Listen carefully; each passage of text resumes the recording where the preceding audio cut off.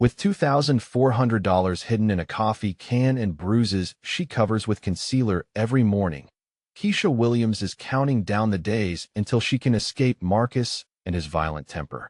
Working double shifts at an all-night diner to save the remaining $2,600 she needs to disappear, she thinks she's invisible in her suffering until a mysterious Korean businessman notices the way she flinches when her ex walks through the door.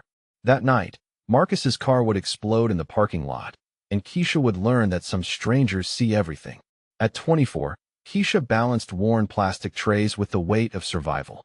The fluorescent lights of Mel's all-night diner buzzed overhead, casting harsh shadows across cracked vinyl booths and scratched linoleum floors. She moved between tables with practiced efficiency, her movements careful and controlled. Every tip mattered. Every dollar brought her closer to freedom. Her natural hair was pulled back in a neat bun, and despite the exhaustion that lived permanently in her dark brown eyes, she carried herself with quiet dignity. She had been beautiful once, back when art school seemed possible and the future held promise instead of fear.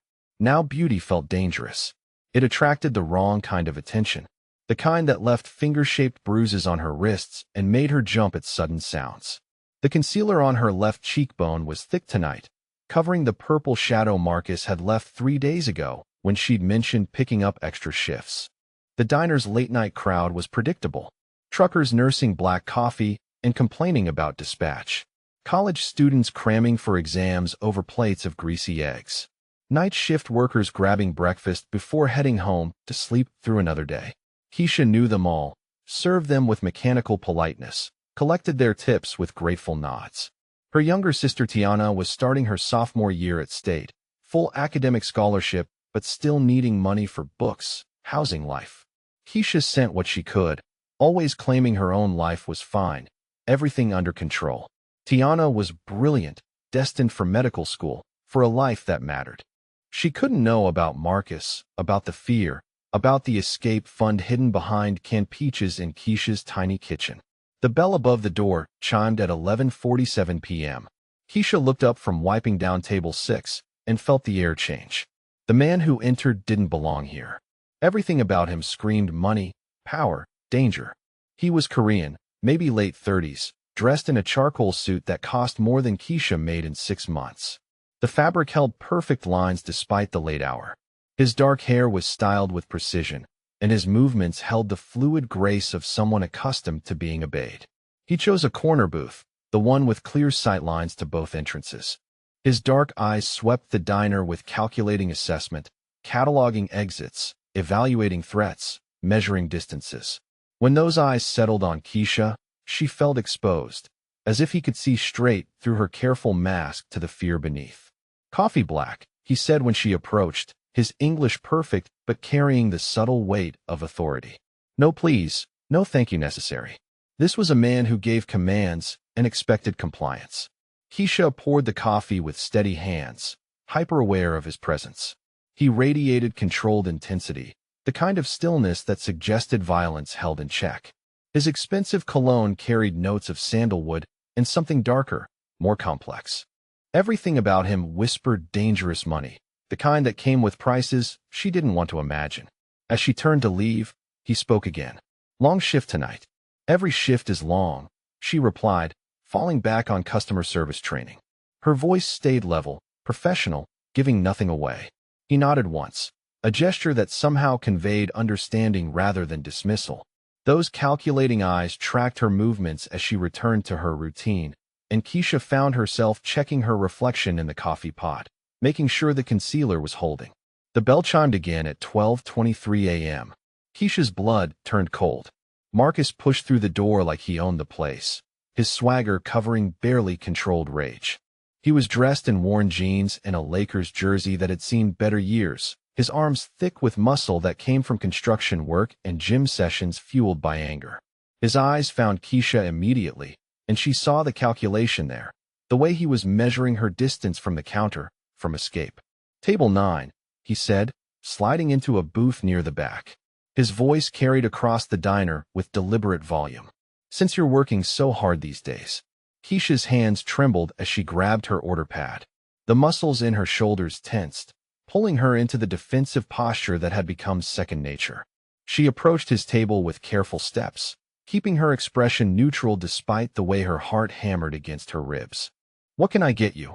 she asked, pen poised over the pad. Marcus leaned back in the booth, arms spread wide across the vinyl, claiming space with aggressive casualness. "You can start by explaining why you've been avoiding my calls." His fingers drummed against the table, and Keisha's eyes tracked the movement automatically. Those hands had hurt her before. "I've been working, Marcus. You know that." Her voice stayed steady through practiced effort. "Working extra shifts," he corrected, his tone sharpening. "Making extra money. For what exactly?" "We talked about this attitude problem, Keisha. We talked about what happens when you get ideas above your station." The bruise on her cheekbone throbbed, as if responding to his words. Keisha kept her eyes on the order pad, using it as a shield against his stare. "I need the money for rent, for bills. You know how tight things are." Marcus's smile held no warmth. "Tight enough that you've been saving every penny in that little coffee can you think I don't know about. Tight enough that you've been planning something stupid." Terror shot through Keisha's chest like ice water. He knew about the escape fund, the careful accumulation of tips and overtime pay, the $20 bills hidden behind canned goods, the desperate mathematics of freedom. If he knew about that, what else did he know? "I don't know what you're talking about," she whispered. "Sure you don't." Marcus stood, his bulk blocking her path back to the counter. "But we're going to have a real conversation about it later. When your shift ends. When we can talk privately about your future plans." He threw a $5 bill on the table without ordering, the gesture carrying the weight of ownership. This was a down payment on compliance, a reminder that he could find her anywhere, anytime. As he walked past, his hand brushed her shoulder with enough pressure to make her flinch. The door chimed behind him, but the fear remained, settling into Keisha's chest like a weight.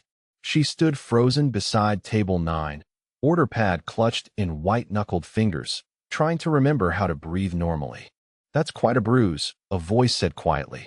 Keisha spun toward the corner booth, where the Korean businessman sat watching her with those dark, calculating eyes. His coffee remained untouched, and she realized he had witnessed everything. Seen Marcus's aggression, her fear, the careful way she'd tried to manage a dangerous man's temper. "I'm clumsy," she replied automatically, the lie coming as smooth as breathing. His expression didn't change, but something shifted behind his eyes. The way he looked at her felt different now, not predatory but protective. When he spoke again, his voice carried the weight of absolute certainty. "You must be very clumsy to bruise in the shape of fingers." Keisha stared at the man who had just seen through her most practiced lie. Her chest felt tight, breathing shallow, as if the diner's stale air had suddenly become too thin. The bruise on her cheek throbbed with phantom pain, and she found herself touching it unconsciously before jerking her hand away.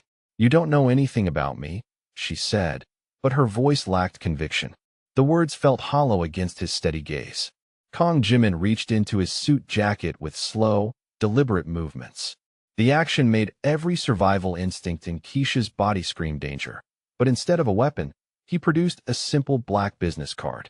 The paper stock felt expensive between her trembling fingers, heavy and textured. Gold-embossed lettering spelled out his name and a phone number, nothing else. "When you're ready to stop handling this alone, call me," he said, his voice carrying quiet certainty. His English remained perfect, but now she caught the subtle accent underneath, Korean inflection lending weight to his words. "Why would you help me?" Keisha asked, studying his face for signs of the predatory interest she'd learned to recognize. "You don't even know me. Let's just say I have experience with men who hurt women, and I have resources to make sure they stop permanently."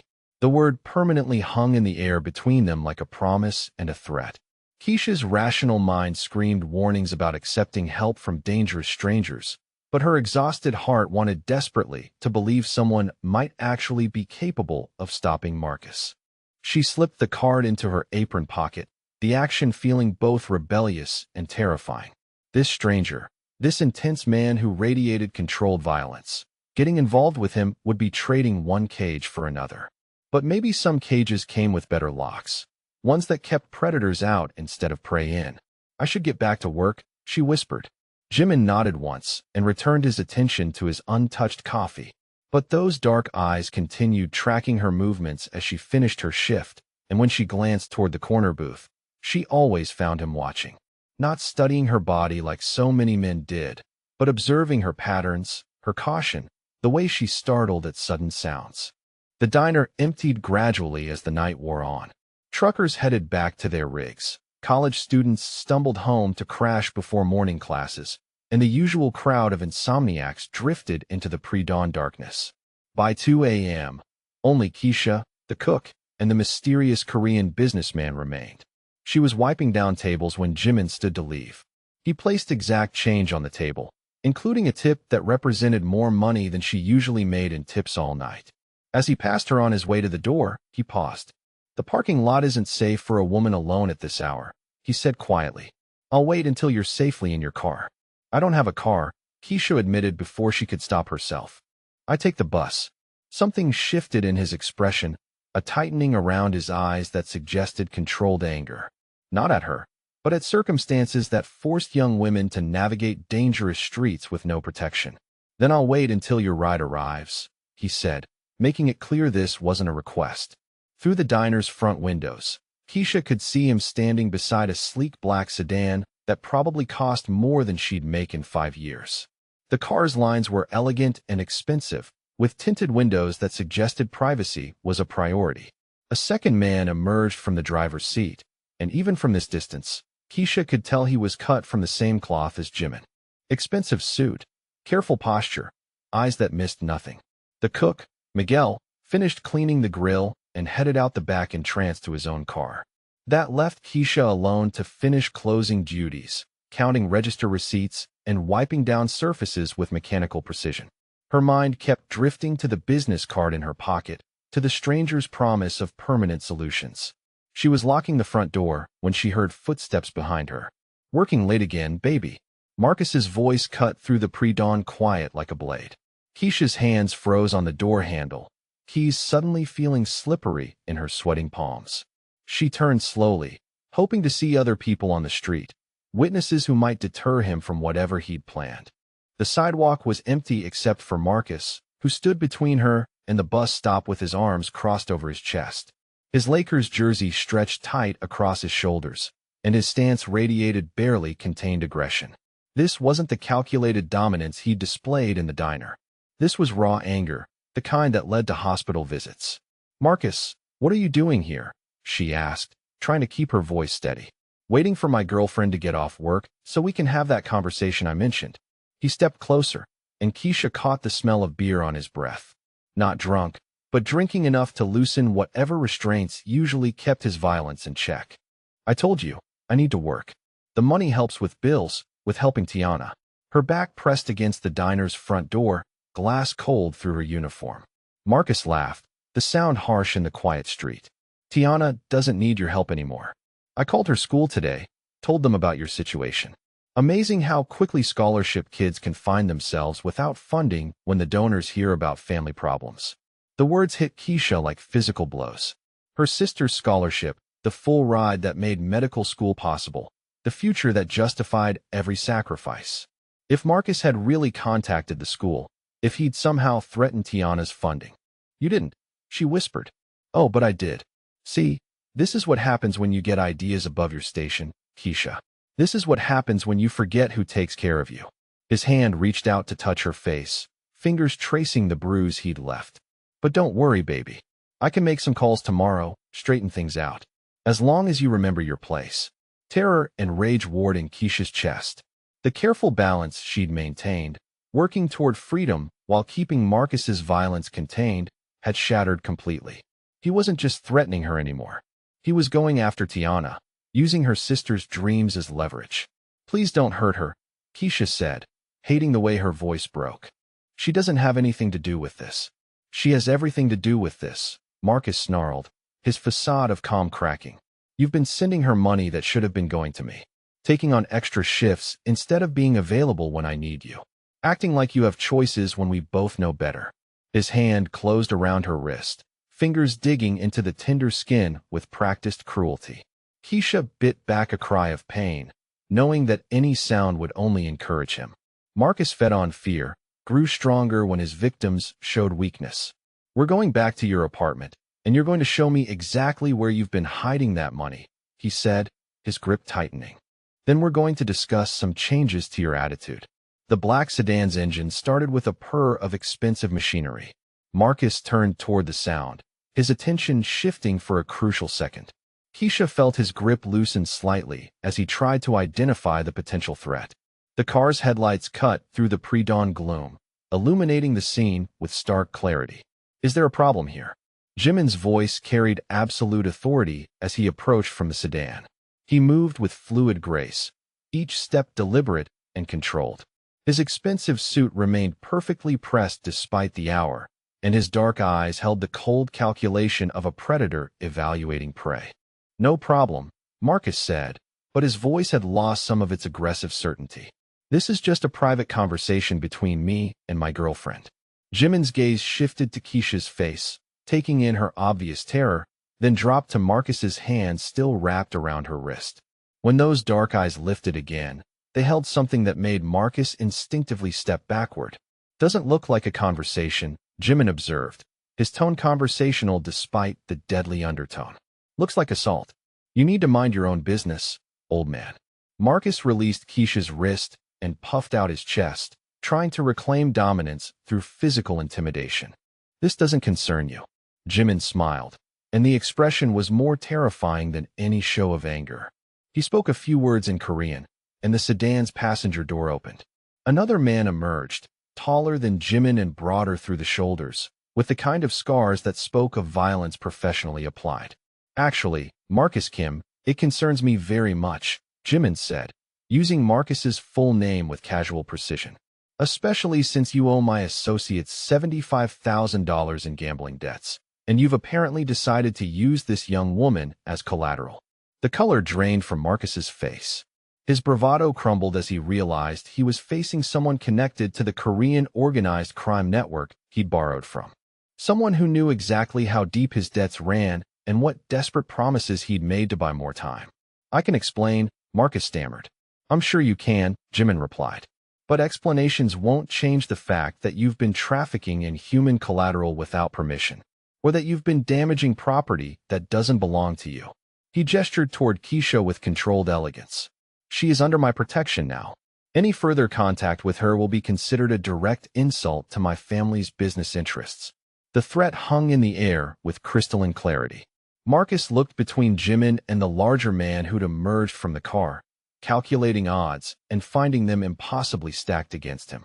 Whatever fight had been building in him deflated completely. "This isn't over," Marcus said, but the words lacked conviction. "Yes," Jimin replied quietly. "It is." Marcus retreated toward his beaten Honda Civic, glancing back once before speeding away into the night. His taillights disappeared around a corner, leaving Keisha alone with two dangerous strangers who had just claimed ownership of her life. "You're bleeding," Jimin observed, nodding toward her wrist where Marcus's grip had broken skin. Keisha looked down at the raw marks, dark against her brown skin. The pain was distant now, overwhelmed by shock and the adrenaline crash that left her hands shaking. "I don't understand what just happened," she whispered. "You were about to be seriously hurt, possibly killed," Jimin said with matter-of-fact certainty. "Marcus Kim has accumulated debts he cannot repay through conventional means. He's been promising human trafficking contacts that he can provide them with merchandise. Specifically you." The words hit Keisha like ice water. Trafficking. Merchandise. The casual way Marcus had threatened Tiana's scholarship suddenly took on darker implications. He hadn't been planning to take her money. He'd been planning to sell her. "How do you know all this?" she asked. "Because I make it my business to know what happens in my territory," Jimin replied. "And because desperate men like Marcus Kim become my problem when they start promising things they can't deliver." He stepped closer, and Keisha caught the scent of his expensive cologne again, sandalwood, and something darker that she now recognized as the smell of controlled violence. "You have a choice to make, Miss Williams," he said, using her name with the same casual precision he'd applied to Marcus's full identity. "You can return to your apartment, hope Marcus accepts tonight's warning, and pray that his creditors give him more time to find another solution. Or you can come with me, and we can discuss a more permanent arrangement." "What kind of arrangement?" Keisha asked, though part of her already knew the answer would change everything. Jimin's smile was sharp and certain, the kind that ensures your safety, your sister's education, and your freedom from men like Marcus Kim. Permanently. The black sedan's engine continued its expensive purr, waiting for her decision. The ride to Jimin's office passed in tense silence. Keisha sat in the sedan's leather interior, hyper-aware of every detail that screamed expensive. The seats were buttery soft, heated despite the warm night, and the car moved with the whisper-quiet efficiency of German engineering. The man driving never spoke, but she caught him studying her in the rearview mirror with professional assessment. Downtown Seoul's financial district rose around them in towers of glass and steel, monuments to power and money that dwarfed anything in Keisha's previous experience. Jimin sat beside her with controlled stillness, occasionally speaking into his phone in rapid Korean that sounded like orders being given and confirmed. When they pulled up to a sleek office building, Keisha recognized the address from news reports about international business deals. This wasn't just wealth. This was the kind of generational money that shaped policy and bought silence. The elevator to the 42nd floor required a special key card. Security cameras tracked their movement with subtle precision, and Keisha noticed the way every person they passed bowed slightly to Jimin with genuine respect mixed with carefully contained fear. His office occupied a corner of the building with floor-to-ceiling windows overlooking the city. The view was breathtaking, Seoul spreading out below like a circuit board of lights and ambition. The furniture was minimalist but clearly custom, dark wood and leather chosen for impact rather than comfort. Original artwork hung on the walls, pieces that belonged in museums rather than private offices. "Sit," Jimin said, gesturing to a chair across from his desk. The word carried gentle authority, not harsh command, but Keisha recognized it wasn't really a request. She settled into the chair, which was surprisingly comfortable despite its intimidating appearance. The leather was warm and perfectly shaped, probably worth more than she made in 6 months. Everything in this office spoke of resources beyond her comprehension, power that could reshape lives with casual ease. Jimin moved to a sidebar and poured 2 glasses of water from a crystal pitcher. The ice clinked with delicate precision, and when he handed her the glass, Keisha noticed his cufflinks were platinum with small diamonds. Details that reinforced how far outside her world she'd traveled. "You want to know exactly what Marcus Kim owes and to whom?" Jimin said, settling behind his desk. It wasn't a question. "Yes," Keisha replied, her voice barely above a whisper. $75,000 to a loan syndicate operating out of Busan. High-interest gambling debt accumulated over 18 months. He's missed 3 payment deadlines, and his creditors have moved beyond monetary collection to asset recovery. Asset recovery, Keisha repeated, tasting the clinical phrase that described selling her body. Human trafficking networks pay between $50,000 and $75,000 for healthy young women with no criminal records, Jimin explained with dispassionate precision. Marcus has already provided your photograph, work schedule, and personal information to buyers. The transaction was scheduled to occur within 48 hours. The water glass trembled in Keisha's hands. She set it down carefully, focusing on the simple action to keep panic at bay. The careful life she'd built, the plans for escape, the hope of eventually feeling safe again. All of it had been illusion while Marcus arranged her sale like livestock. "How do you know all this?" she asked. "Because I own significant portions of Seoul's information networks," Jimin replied. "When desperate men start making promises they can't keep in my territory, I become aware of the situation. When those promises involve innocent women being sold into slavery, I take a personal interest." He opened a folder on his desk and turned it toward her. Keisha found herself looking at photographs of Marcus meeting with men she didn't recognize, documents with her personal information, and what appeared to be financial records showing money changing hands. "This is the contract Marcus signed with his creditors," Jimin said, pointing to a document covered in Korean text. "He promised to deliver you by Thursday night. Today is Tuesday." The timeline hit Keisha like a physical blow. Less than 48 hours before men would come to collect her, to drag her into a nightmare that would destroy not just her life, but any hope of protecting Tiana. Her sister would spend years wondering what happened, never knowing the truth. "I need to call the police," she whispered. "The police cannot help you," Jimin said gently. Marcus's creditors have law enforcement contacts who ensure their operations proceed without interference. Filing a report would only alert them that you're aware of the situation. Then what am I supposed to do? Keisha asked, desperation creeping into her voice. Jimin leaned back in his chair, studying her with those dark, calculating eyes. That depends on whether you're willing to accept an alternative arrangement. What kind of arrangement? He stood and moved to the window, hands clasped behind his back as he gazed out at the city sprawling below. When he spoke, his voice carried the weight of absolute certainty. I require a personal assistant and cultural liaison for my legitimate business operations. Someone intelligent, trustworthy, and capable of representing my interests in social and professional settings. The position pays $150,000 annually. Keisha blinked, certain she'd misheard. That amount of money represented more than she'd made in her entire working life combined. It was enough to secure Tiana's education through medical school, enough to buy safety and options she'd never dared imagine. In addition to salary, the position includes full educational benefits. Tuition, books, and living expenses covered for both you and your sister. Medical and dental coverage. A luxury apartment in one of Seoul's most secure residential buildings. The offer hung in the air between them like something too good to be real. Keisha's rational mind searched for catches, for hidden costs that would reveal this as another kind of trap. What would I have to do? She asked carefully. Accompany me to business dinners and social events. Provide cultural insight for international dealings. Manage certain aspects of my schedule and correspondence. Learn Korean language and customs to better represent my family's interests. The job description sounded almost normal, the kind of position wealthy businessmen hired attractive young women to fill all the time. But the salary and benefits suggested responsibilities that went far beyond typical assistant duties. What aren't you telling me? Keisha asked. Jimin turned from the window to face her directly. His expression held no deception, only careful honesty that somehow made his next words more frightening than any lie could have been. You would be under my protection, which means your safety becomes my responsibility and my reputation.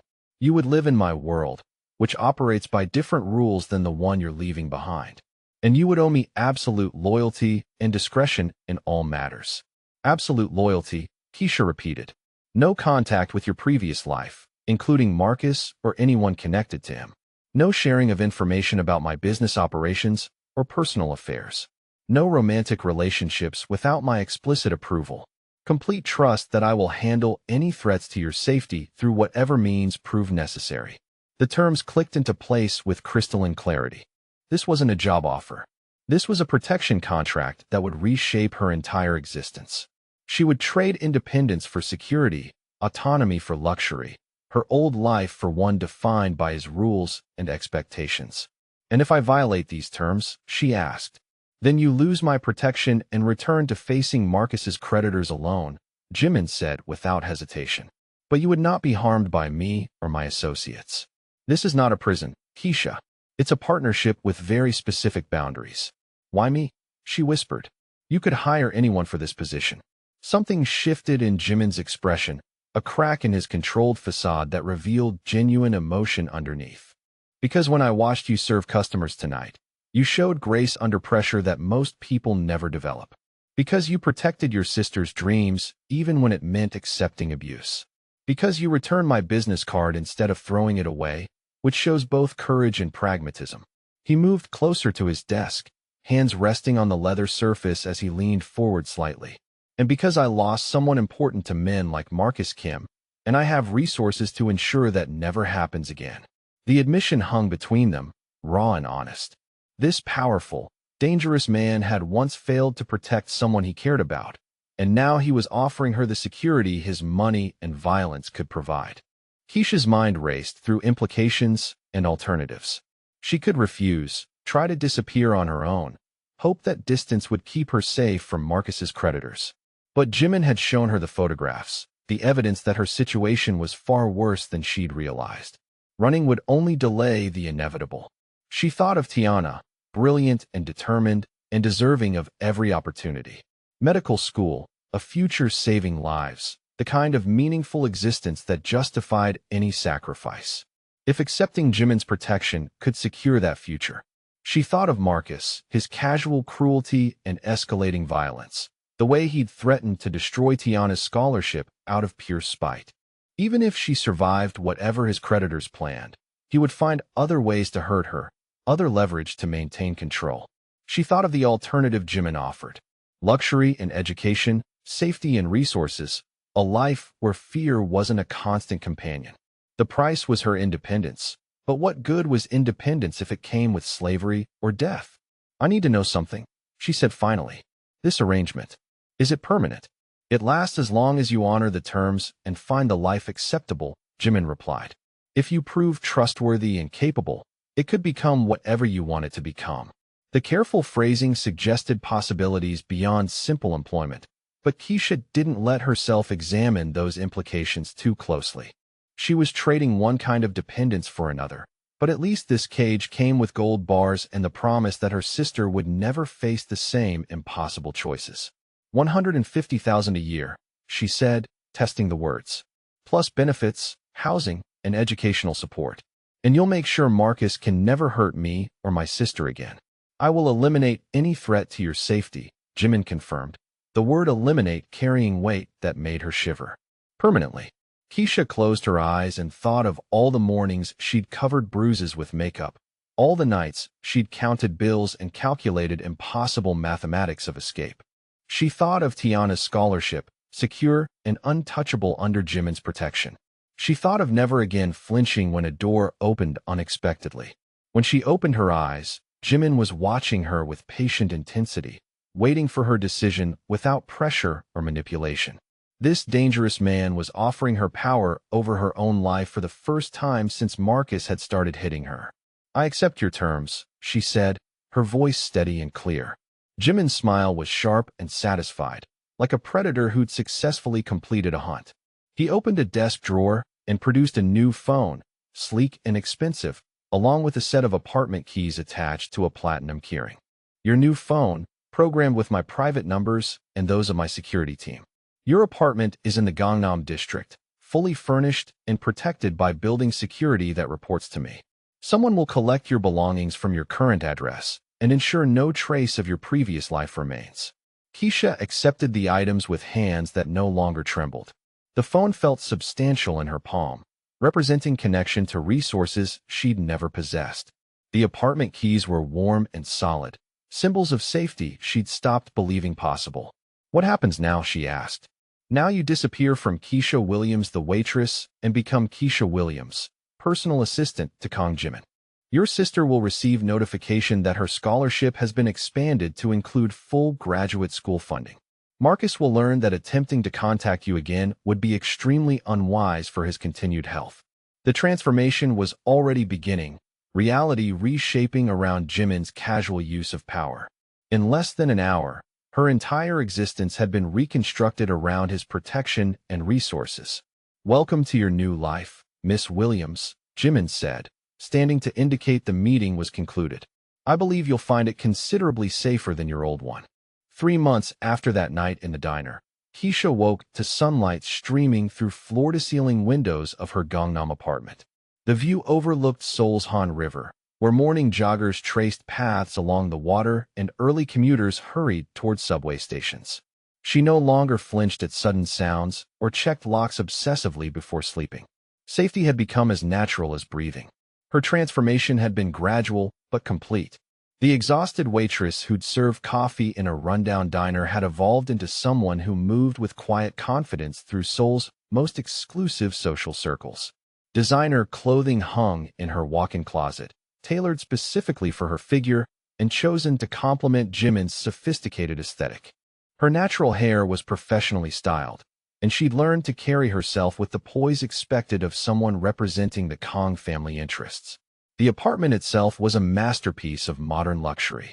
Marble countertops, custom cabinetry, and artwork that probably cost more than most people's homes. But what struck Keisha most was how safe it felt. Security that functioned invisibly but absolutely, protecting her without making her feel imprisoned. Her days had developed a rhythm that felt almost normal. Mornings reviewing Jimin's schedule and correspondence, afternoons attending language lessons with a private Korean tutor, evenings accompanying him to business dinners or cultural events. She'd proven surprisingly adept at reading social dynamics, identifying which international partners required formal courtesy and which responded better to warm familiarity. Jimin had been an unexpected teacher. His patience with her cultural mistakes never wavered, and he took genuine pride in her rapid progress with Korean language and customs. During quiet moments in his office, he would share stories of his childhood, his family's rise to prominence, the delicate balance between legitimate business and the darker enterprises that funded their empire.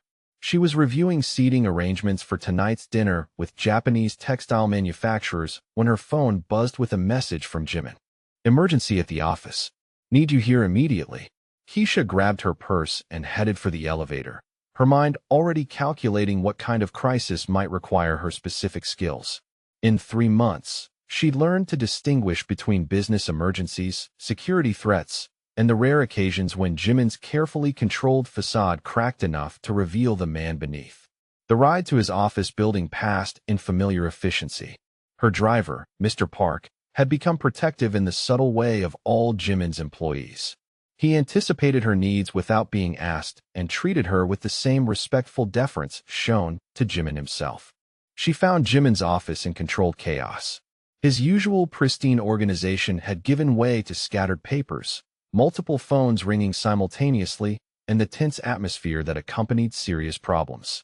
2 of his senior associates spoke in rapid Korean while reviewing what appeared to be medical records. What happened?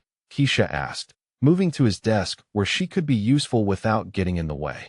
Jimin looked up from a phone conversation, his expression showing strain she'd rarely seen. One of my business partners suffered a heart attack during negotiations. His son flew in from Tokyo but speaks no Korean.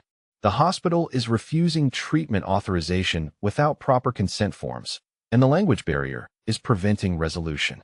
The situation clicked into place immediately. International medical emergency, family crisis, cultural miscommunication preventing critical care. Exactly the kind of problem her role had been designed to handle. Which hospital? She asked, already reaching for her coat. Samsung Medical Center.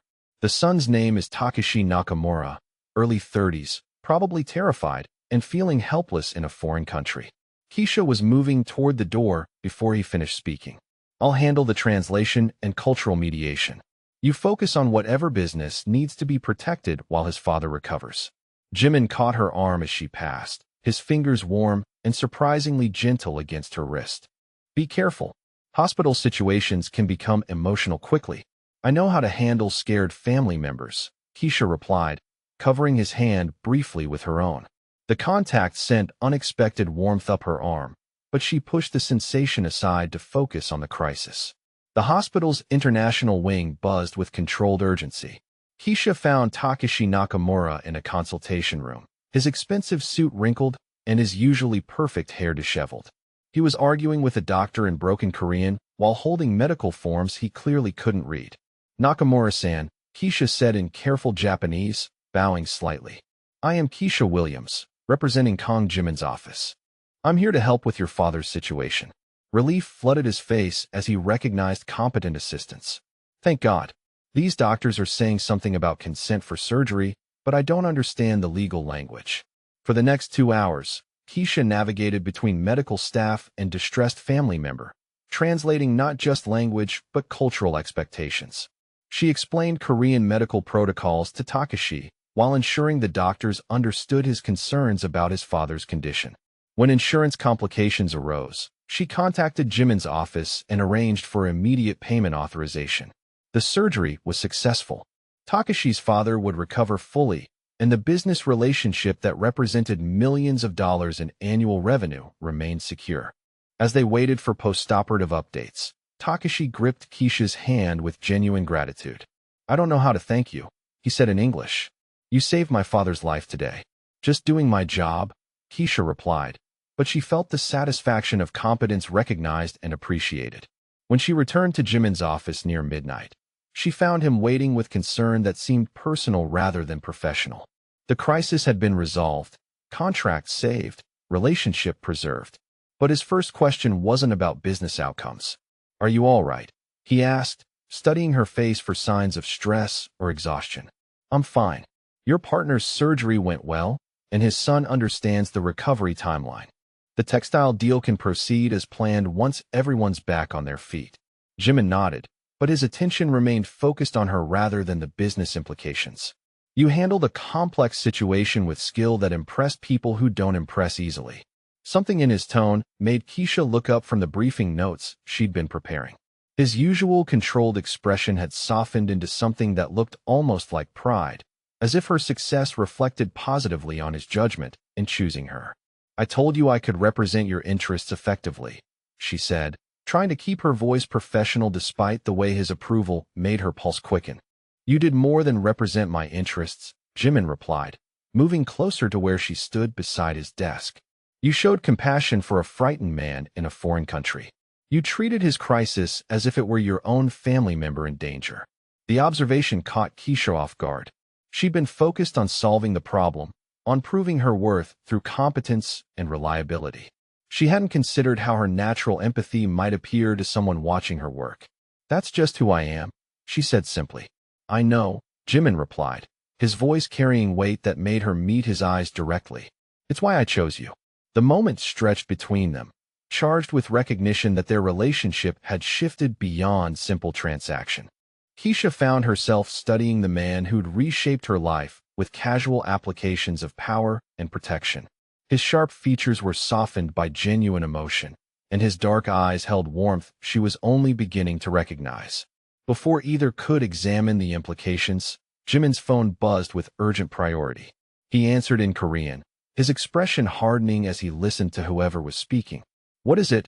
Keisha asked when he ended the call. Building security flagged unusual surveillance activity near your apartment. Someone's been watching the lobby and parking garage for the past 2 hours. Fear shot through Keisha's chest, cold and familiar. She'd grown comfortable in safety, almost forgotten that threats still existed beyond Jimin's protection. The apartment had felt like sanctuary, but sanctuaries could be breached. Marcus, she whispered. Possibly. My security team is investigating, but I want you to stay here tonight rather than risk exposure. Jimin's office included a private suite for exactly these situations, complete with bedroom, bathroom, and kitchen facilities. Keisha had seen it, but never imagined needing its protection. The luxury was overwhelming even by her new standards, but she barely noticed the expensive furnishings. Is Tiana safe? She asked, her voice tight with renewed worry. Your sister is secure. I arranged additional protection for her campus the day you accepted my terms. But this situation confirms that some threats require permanent solutions rather than temporary deterrents. The word permanent carried the same weight it had 3 months ago, when Jimin had first explained how thoroughly he could eliminate problems. Keisha had hoped Marcus would eventually lose interest or find other victims to torment. Apparently, obsession ran deeper than rational self-interest. She settled into the suite's living area, while Jimin coordinated security responses from his desk. Through the windows, Seoul's lights spread like scattered diamonds, beautiful and distant. Up here, surrounded by wealth and protection, it was easy to forget that danger could still reach into her carefully constructed new life. Jimin joined her after an hour of phone calls and strategic planning. His usual business attire had been replaced by casual clothing that humanized his intimidating presence. Seeing him in simple dark jeans and a sweater reminded Keisha that beneath the controlled businessman was someone capable of unexpected domesticity. The surveillance team has been neutralized, he said, settling into the chair across from her with wine and 2 glasses. Marcus wasn't among them, but they were definitely gathering intelligence about your routines. Keisha accepted the wine gratefully, needing something to steady her nerves. The burgundy was probably worth more than her old monthly salary, but it tasted like safety and protection rather than luxury. How long before this stops being a problem? She asked. Jimin considered the question with characteristic honesty. Marcus represents unfinished business that threatens my reputation as much as your safety. Men who owe my associates money don't get to conduct surveillance in my territory without consequences. What does that mean exactly? It means tomorrow I handle this situation with the finality it deserves, Jimin said, his voice carrying cold certainty. You won't need to worry about Marcus Kim ever again. The promise should have frightened her. 6 months ago, The casual discussion of eliminating another human being would have sent her running from this dangerous man. But sitting in safety while Marcus stalked her like prey, Keisha found herself grateful for Jimin's willingness to use violence in her defense. "Thank you," she said quietly. Jimin's expression softened as he recognized her acceptance of his methods. "You understand what I am, what I do to protect what's mine." The possessive language no longer alarmed her. Over 3 months, she'd learned that Jimin's claim of ownership came with absolute protection and genuine care. He was possessive because he was protective, controlling because control meant safety. "I understand that you've given me a life worth protecting," she replied. Something shifted in Jimin's expression, a crack in his controlled facade that revealed deeper emotion. He set down his wine glass and moved to the window, hands clasped behind his back in his characteristic pose. "I lost my younger sister to men like Marcus," he said finally, his voice quiet but carrying the weight of old pain. "She was in an abusive relationship, but I was too focused on building this empire to notice how bad things had gotten. By the time I realized she needed help, it was too late." The admission explained so much about his protective instincts, his immediate intervention when he'd witnessed Marcus's abuse, his willingness to reshape Keisha's entire life to ensure her safety. "I'm sorry," she said, moving to stand beside him at the window.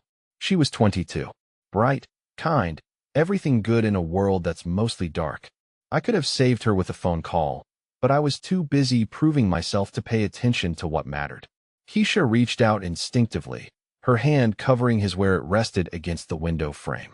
His fingers turned to capture hers, and she felt the tremor in his controlled composure. "You're saving me," she said softly. Jimin turned to face her, and for the first time since they'd met, his expression held no calculation or control. Only genuine emotion and the recognition that what had started as transaction had become something deeper. "You're saving me too," he replied, his free hand lifting to trace her cheek with gentle precision. The touch sent warmth through Keisha's entire body, and she found herself leaning into his palm despite every rational thought about maintaining professional boundaries. This dangerous man had become safety, protection, and something dangerously close to home. The moment stretched between them, charged with possibility and the recognition that their carefully maintained distance was crumbling. But before either could explore what lay beyond the formal arrangement that had brought them together, Jimin's phone buzzed with another urgent message. He checked the display and straightened back into businessman mode. "The threat has been identified and contained. You'll be safe to return to your apartment tomorrow." But something had changed in the space of that shared vulnerability. As Keisha settled into the suite's luxurious bedroom, she found herself thinking less about the danger that had brought her here and more about the man whose protection had become so much more than she'd bargained for. The first warning came at 3:17 a.m. on a Tuesday. Keisha woke to darkness and the subtle hum of emergency power kicking in throughout her building.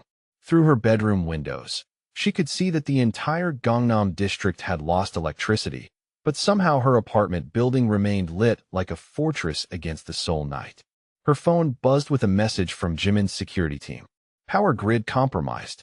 Stay inside until further notice. Additional protection en route." Within minutes, she heard movement in the hallway outside her apartment. Voices speaking in quiet Korean, the soft click of equipment being positioned, the unmistakable presence of armed professionals taking defensive positions. Her sanctuary was becoming a battlefield. The power returned at dawn, but the message had been delivered with crystalline clarity. Someone with serious resources was testing Jimin's defenses, probing for weaknesses in systems that had seemed impenetrable. Over the next 3 days, the warnings escalated with methodical precision. Strange cars appeared and disappeared from the parking garage, with timing too regular to be coincidental. Her regular driver reported vehicles following at professional distances, never quite close enough to justify confrontation, but persistent enough to make their presence known. The breaking point came when Tiana called from her university campus, her voice tight with fear that reminded Keisha of their childhood when creditors had come looking for their father. "Keisha, there are men asking about you at the student center," Tiana said, her usual confidence replaced by genuine terror. "They had pictures, knew where I lived, knew about my scholarship. Campus security says they identified themselves as private investigators, but something felt wrong." Keisha's blood turned cold. She was sitting in Jimin's office reviewing contracts for a shipping deal, surrounded by the luxury and protection that had become normal, while her sister faced threats at the place that should have been safest. "Are you somewhere secure now?" Keisha asked, already reaching for her coat. "I'm in my dorm room." But Keisha, they knew things. Personal things about our family, about where you work, about Mr. Kong. How could they know all that unless they've been watching for a long time? Jimin looked up from his own phone conversation, his expression shifting from mild interest to sharp focus as he caught the tenor of Keisha's call. He ended his conversation immediately and moved to his desk console, fingers flying across controls that connected him to security networks. "Stay exactly where you are," Keisha told her sister. "Don't leave your room. Don't trust anyone you don't know personally. I'm arranging protection for you right now." Jimin was already speaking rapid Korean into his headset, deploying resources with the efficiency of someone accustomed to managing multiple crises simultaneously. Within minutes, he'd confirmed that additional security was en route to Tiana's campus and that the men asking questions had disappeared before authorities could identify them. "This is escalation beyond surveillance," Jimin said after ending his calls.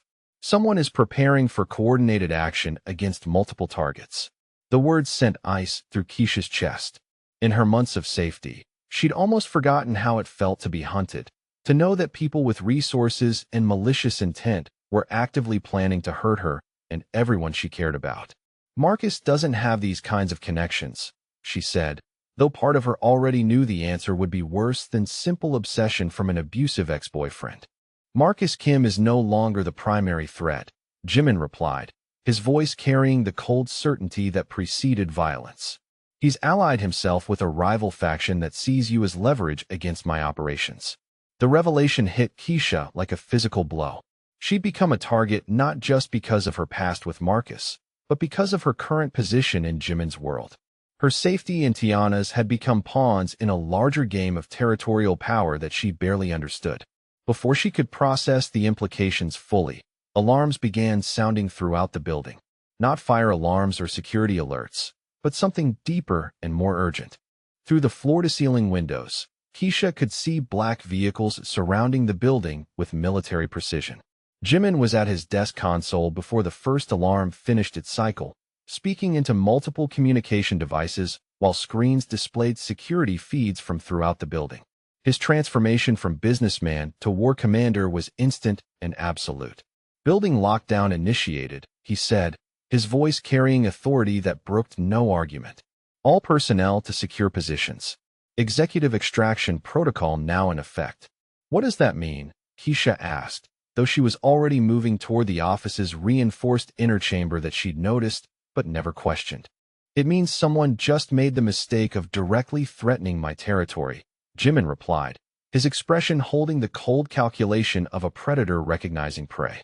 "And it means you're about to see exactly who I am when diplomacy fails." The inner chamber was revealed as a sophisticated safe room with independent power, communications, and enough supplies to withstand a siege.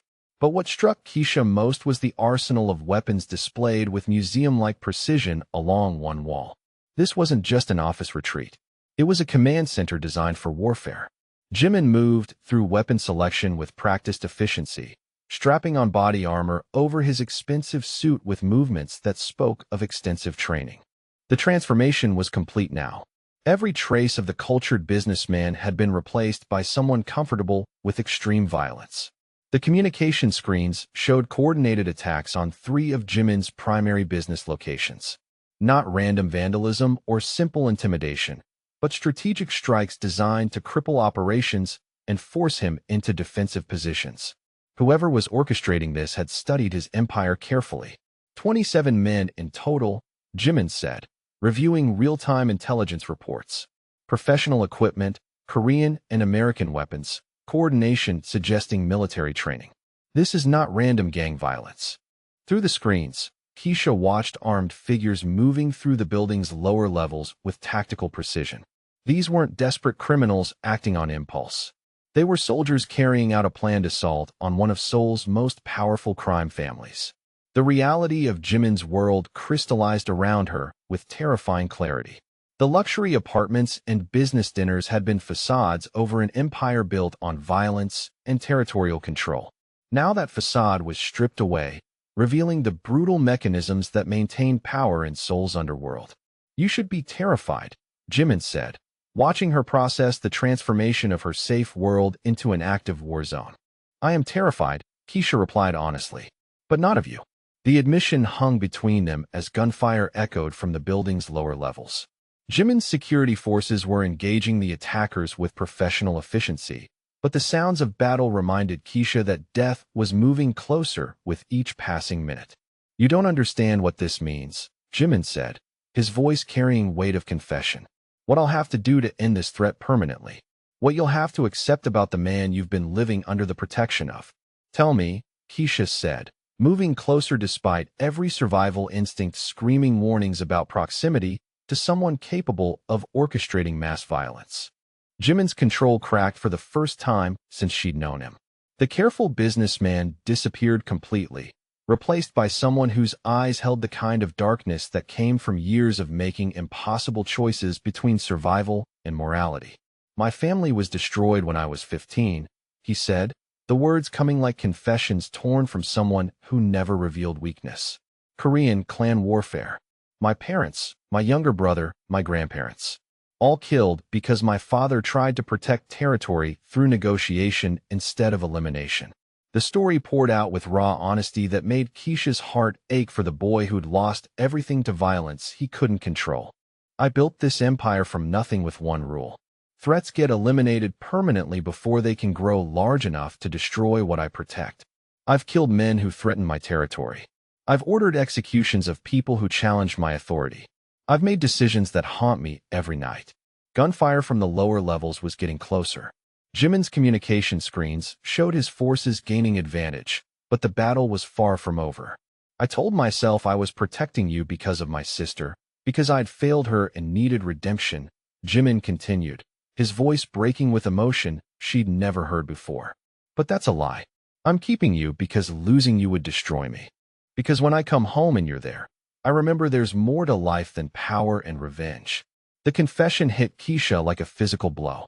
This dangerous man, this emperor of Seoul's criminal underworld, needed her not just for companionship, but for humanity itself. She had become his anchor to everything good in a world built on violence. "You're not a monster," she whispered, reaching for him despite the weapons and armor that made him look like a warlord preparing for battle. "I am a monster," Jimin replied, his hand catching hers with desperate intensity. "But with you, I remember I'm also a man who can build something worth protecting instead of just destroying threats." The communication console crackled with reports from the battlefield below. Jimin's forces had gained control of the building, but intelligence indicated coordinated strikes were occurring across the city. This wasn't just an attack on his headquarters. It was an attempt to destroy his entire empire.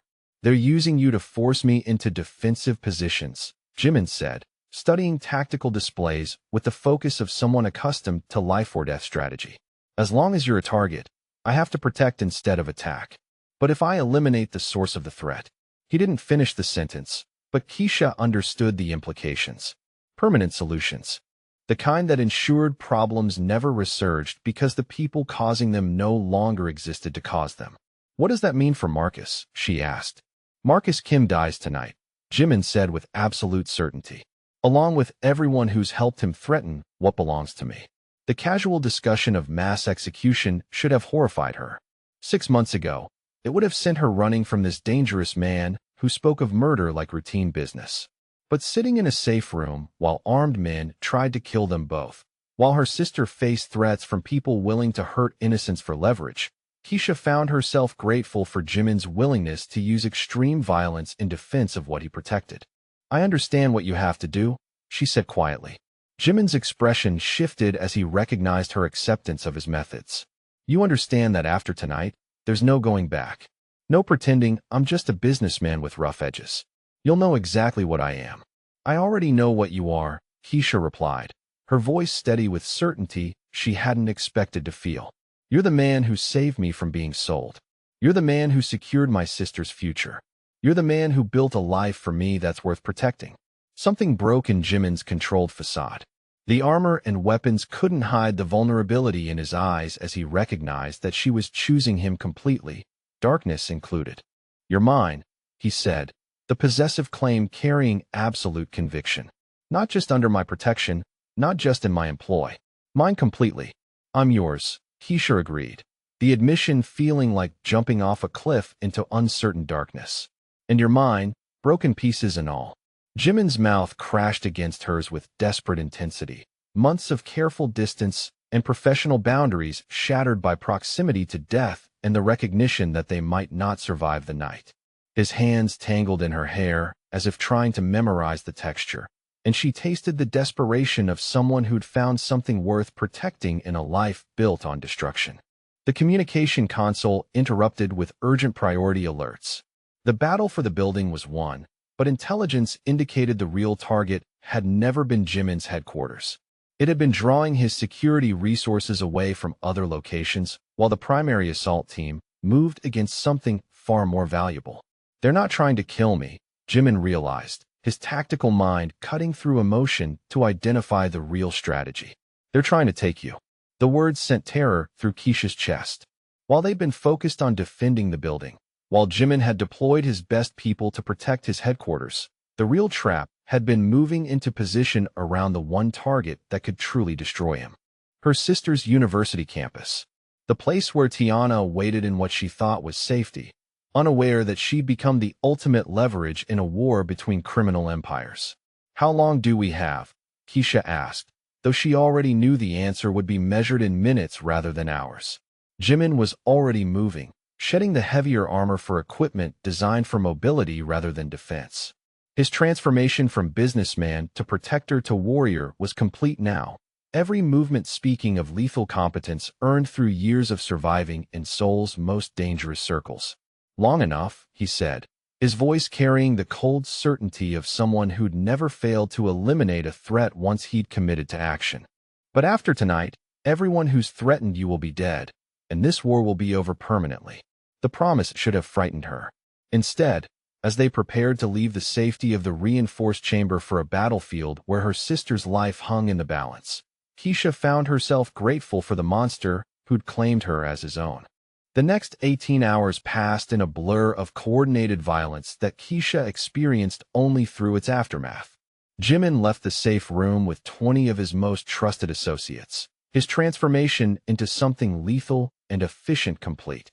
When he returned at dawn, his expensive suit was gone, replaced by dark clothing that showed no evidence of whatever had transpired in Seoul's shadows. He found her in his office, staring out at the city where emergency vehicles traced patterns of light through streets that looked deceptively peaceful. She'd spent the night monitoring news reports that spoke vaguely of gang violence, industrial accidents, and unexplained disappearances. The sanitized language couldn't hide the systematic elimination that had reshaped Seoul's criminal landscape overnight. "It's done," Jimin said quietly, settling into the chair beside her with the careful movements of someone whose body had been pushed beyond normal limits. "All of it?" she asked, though she already knew the answer from the finality in his voice. Marcus Kim was found in his apartment with a single gunshot wound. Apparent suicide, according to initial police reports. His associates from the rival faction experienced various misfortunes throughout the night. Car accidents, building fires, sudden disappearances that left no witnesses or evidence. The clinical description of mass execution delivered with bureaucratic precision should have horrified her. Instead, Keisha felt only relief that the nightmare was finally over. No more looking over her shoulder, no more fear that Marcus would find new ways to hurt her or threaten Tiana. "My sister," she said. "Safe. Completely safe. The protection detail I assigned will remain in place until she graduates, but the threat to her has been eliminated permanently." Keisha turned to study the man who had just orchestrated enough violence to fill newspaper headlines for weeks. His dark eyes showed exhaustion, but no guilt, no regret for the lives he'd taken to protect what belonged to him. This was who Jimin truly was beneath the expensive suits and cultured manners. Someone who solved problems through elimination rather than negotiation. "Are you going to ask me how many died?" he said, watching her process the reality of what he'd done in her name. "No," she replied simply. I'm going to thank you for making sure none of them can hurt anyone ever again. Something shifted in Jimin's expression, a recognition that she'd passed some final test of acceptance. The last barriers between them had crumbled in the space of shared violence, and the acknowledgement that some problems required permanent solutions. There will be investigations, he said. Questions from authorities who know better than to look too closely but have to maintain appearances. For the next few weeks, we'll need to be visible in social settings, proving that my business interests remain legitimate and unconnected to any unfortunate incidents. Keisha understood the implications immediately. Public appearances, charitable galas, business dinners where they would play the role of successful businessman and his sophisticated assistant, while Seoul's police pretended not to know exactly who was responsible for the previous night's coordinated eliminations. After that, he continued, his voice carrying weight that made her meet his eyes directly. Things will be different between us. Different how? She asked, though part of her already knew what he was offering. Jimin stood and moved to his desk, retrieving a small velvet box that he'd apparently been carrying despite the night of violence. The jewelry box was elegant and expensive, clearly chosen with the same attention to detail he applied to all aspects of his life. I want you to be my wife, he said, opening the box to reveal a ring that took her breath away. Not just my assistant, not just under my protection. The official matriarch of the Kong family, with all the power and responsibility that position entails.